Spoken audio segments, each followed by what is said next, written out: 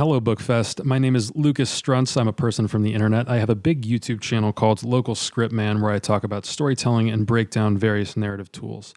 I also run a story consulting business, and I've worked with over 200 clients from amateur to industry. Full disclosure, I'm not from the publishing world. I've never written a novel. I was asked to be here because of one particular narrative tool I teach, and that tool is the Enneagram. The Enneagram is a personality matrix that assigns numbers to people, 1 through 9, in an attempt to categorize them. Each of the 9 numbers describes a specific type of person. It's thought that knowing your number, knowing your type, will help you identify your problems and grow as a person. But a lot of people hear this and they get skeptical. They say, well, people are way too complicated to just put into categories, don't you know? This is a limiting belief. And I actually agree with these people. The version of the Enneagram that I talk about on my channel is different from most people's conception of it. For our purposes here, I don't want you to think of the different numbers as types of humans. I want you to think of them as different types of human problems. Your type is not something you are, it is something you have. The Enneagram is just, okay, we notice that people have insecurities. What if we assigned numbers to the general types of insecurities so that they're easier to talk about? That's all it is. It's not even about a person's vibe or really their personality or anything like that. It's about the deepest insecurities. You have all 9 insecurities inside of you, but typically one looms very large, and that is said to be your number, your Enneagram type. In this understanding of the Enneagram, your ultimate goal should not be to know or embrace your number. Your ultimate goal should be to unlearn it. A perfectly healthy person is untypable because they have no insecurities. Such a person does not exist in real life. And in fiction, they could, but they're few and far in between because they tend to be boring. We often want our characters to have insecurities and coping strategies that shape their decisions. For me, at least, that's the whole point of storytelling. So knowing a character's Enneagram type does a few things. For one, it tells us what sorts of bad decisions they might make. For all intents and purposes, a character's number is their flaw. The 9 numbers are just the 9 types of flaws a character can have. And I'm talking deep internal flaws. I'm not counting impolite as a flaw. It's too shallow. But a character who is insecure about being weak, so they attempt to dominate the people around them in order to feel in control, and it manifests as impoliteness. Bingo. The Enneagram is really only applicable if you want to tell stories about deep human flaws and pathologies. If you just want to tell a fun story with flat characters, it's not going to do you that much good. The other thing the Enneagram gives you with a character is a direction of growth. Our hypothetical domineering control freak, who would be typed as an 8 because that's the number we've assigned to that insecurity, needs to relinquish control to grow. They need to allow themselves to be weak. We know that about this character. So when it comes time to plan out the third act, where all of the character arcs get resolved, we know that we'll need a scene where that character, that type 8, gives up control. But for another character who has been passive and struggles with agency, this would maybe be a type 9, their ending needs to be the exact opposite. They need to take control to complete their arc. Growth means different things for different people. And once you learn all 9 types and what growth means for each of them, you'll be able to plan character arcs in your sleep. The Enneagram won't write your story for you. It won't tell you how to organize your plot, but it can give you basically the cheat codes for figuring out the emotional and thematic through lines of your story. So the objective of this talk is to break down the meanings of the 9 numbers and describe what sort of emotional journey is appropriate for each of them. Starting with the type 1.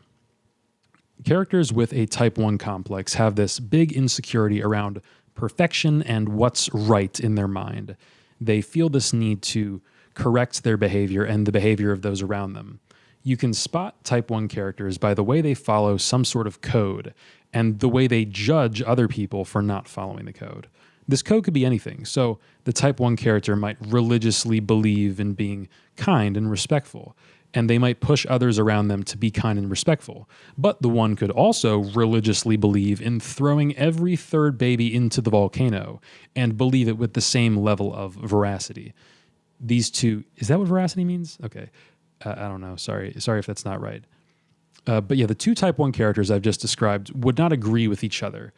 They have different moral codes, but the point is not the code itself. The point is that there is a code. and it's the primary motivation of the character. So what does the arc look like for a character like this, who has this black and white moral code? Well, to overcome a type 1 complex, the character has to get their hands dirty. They have to break the rules. They have to break their rules. That's what it means for the 1 to become actualized. So we can pencil that beat in. We know that in order to grow, our 1 character has to break their code in some way.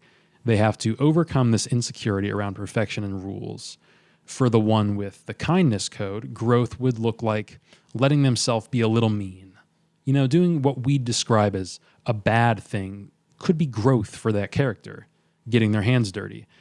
But for the volcano baby thrower 1, growth would look like abandoning the code of throwing babies in volcanoes. The Enneagram doesn't look at an action and ask whether it's good or bad. The Enneagram asks, what is the motivation behind this action? Is it an insecure or a secure motivation, right? Because the 1 who is obsessed with their code of kindness isn't necessarily a healthy person. They've attached their peace, their self-esteem, and their relationships to whether or not a code is being followed. Whereas for a secure person, those things would just be innate. What one's need is to appreciate the grayness and the nuance, regardless of where they started from.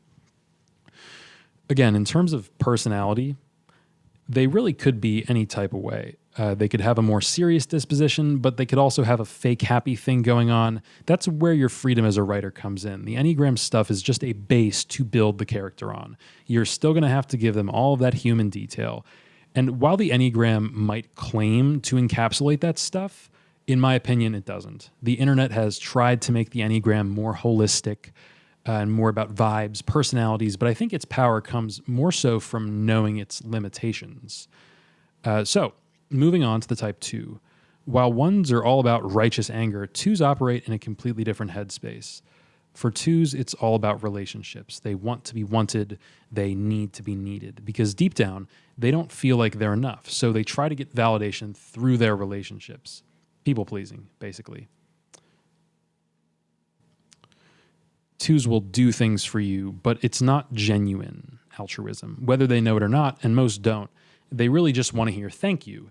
And when they feel like they're not being appreciated, the insecurity is revealed and their smothering, mothering affection can turn into pure ego and spite. So if your character starts with this flaw, this insecurity, what does growth mean for them? What does growth mean for the type 2? Well, the 2 needs to find authentic self-esteem. They need to be able to serve in silence. And at times, they need to be able to say, no, I'm not going to help you. I'm going to take care of myself, even if it means destroying a relationship that once gave them validation. So these characters are the overbearing parents, the mom friends, the caretakers. But yeah, I think that one makes enough sense. That's 2s. Okay, so type 3. Like 2s, 3s are all about self-esteem, but 3s scratch that itch by trying to be successful at whatever it is they do. 3s feel like they aren't enough unless they insert thing, get the job, get the girl, win the trophy, save the world, start their business, make more money. Whatever it is, the 3 has attached their self-worth to something outside of themselves. If they fail, they will feel worthless. They have to earn the right to love themselves. But 3s need to fail in a story sense. They need to fall short. Yeah. 3s will get a victory and it's right back to work, on to the next big thing. No amount of success will ever truly satisfy them. They're trapped in a cycle. And so for these characters to grow, they need to break out of that cycle. They need to realize that their self-worth shouldn't hinge on external validation.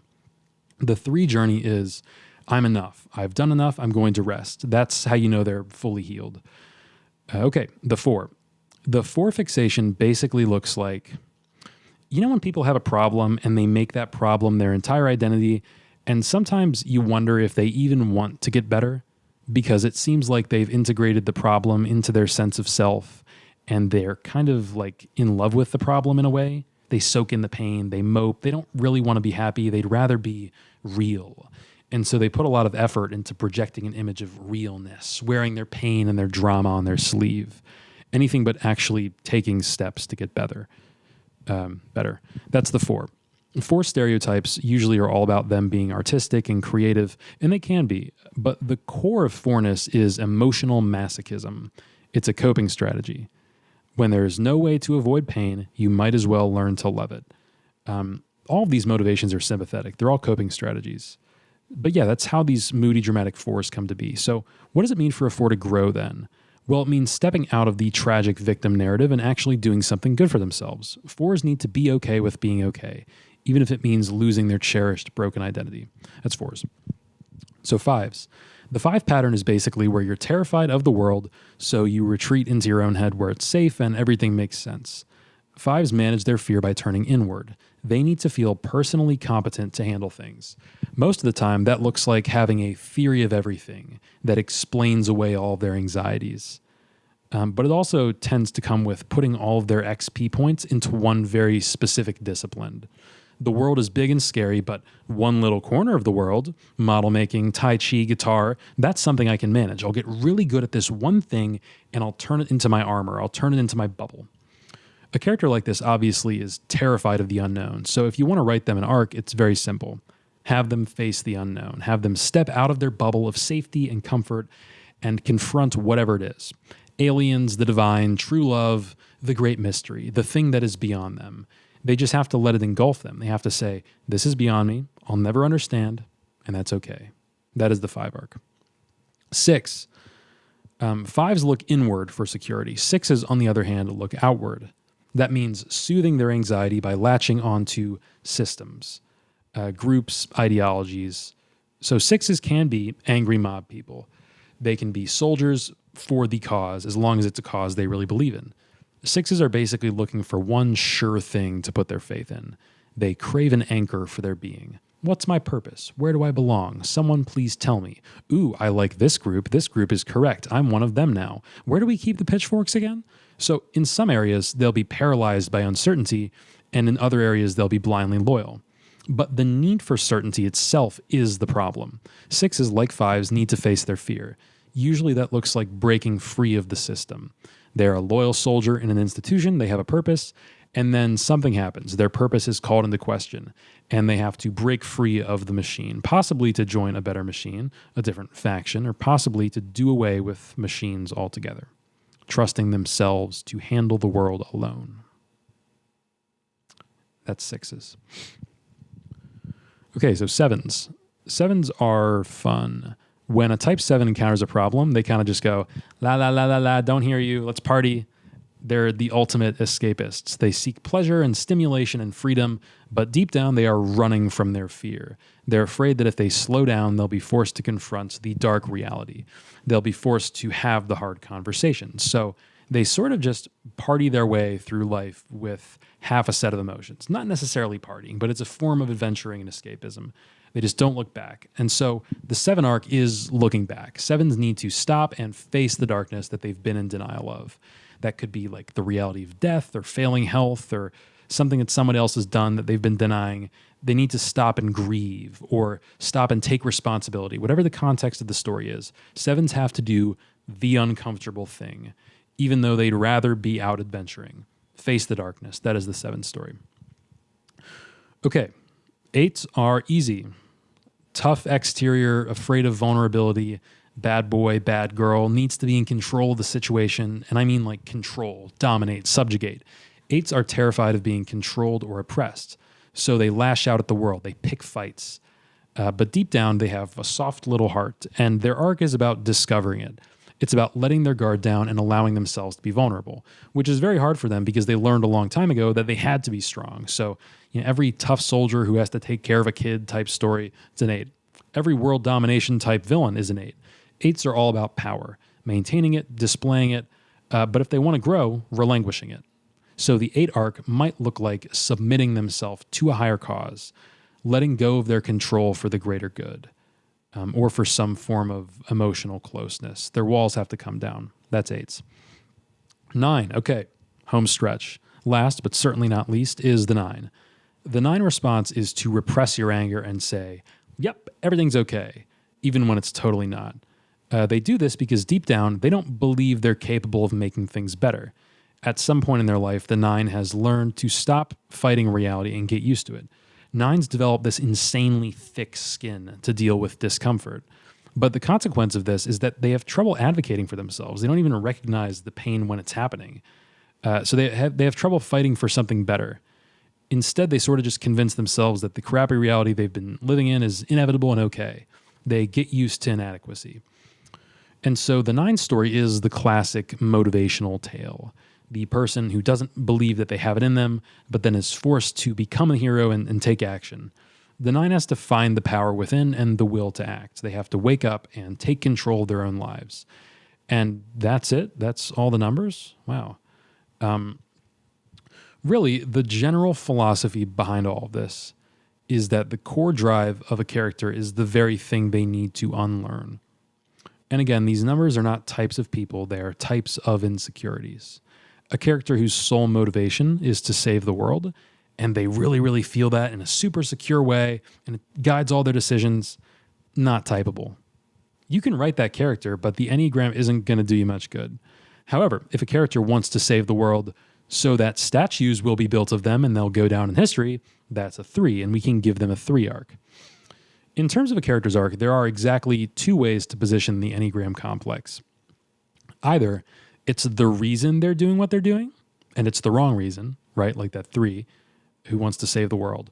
Or it's the thing standing between them and their goal.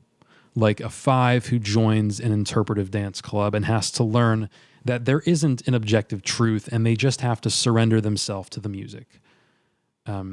So the Enneagram type would be an obstacle in that case. Okay, so now I'm going to get a little weird because I have some time. I explained all 9 numbers, but I didn't mention that they fall into 3 groups. In wellness, it's generally understood that there are 3 centers of intelligence: the head, the heart, and the body. 2, 3, and 4 are called the heart types, or heart cluster as I call them.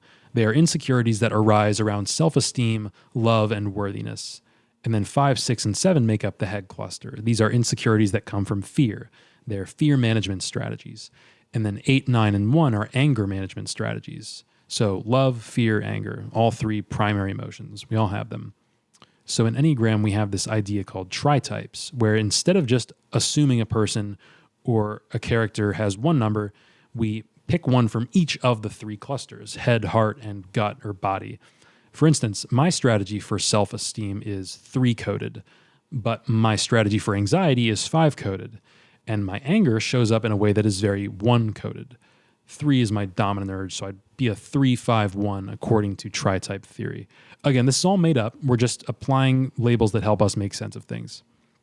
For a long time, I wasn't sure how a character could deal with multiple of these Enneagram fixations at a time, but the tri-type model shows how that could make perfect sense. You could even construct 3 separate arcs for a character, one about unlearning their self-esteem patterning, one about unlearning their fear patterning, and one about unlearning their anger patterning, but I'd probably save the big one for last. The reality is, once a character has finished their arc, it's not always clear what should be done with them.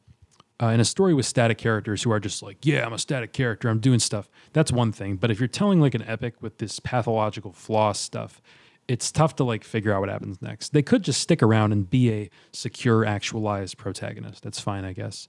Or they could step out of the spotlight and become some sort of mentor. Generally speaking, though, an arc is a limited thing. It's not a slow process of development. Especially in a movie, it's a reconfiguring that hinges on a few key points, and then it's over. So if you know your Enneagram, if you know your character's Enneagram, you can figure out what those key points are for unlearning their type fixation. Pencil them in. You know, like this is the moment he realizes, and then this is the moment he changes, and then build your story around those emotional placeholders. So yeah, that's my understanding of the Enneagram as a writing tool. I have more videos on my channel, Local Script Man, that go into depth on all the types. Well, I'm actually working on it currently, but oh yeah, they told me to be timeless. I have a public playlist of all the other Enneagram resources, should that pique your interest. I hope you've enjoyed this little breakdown. It's been a pleasure, and happy Bookfest.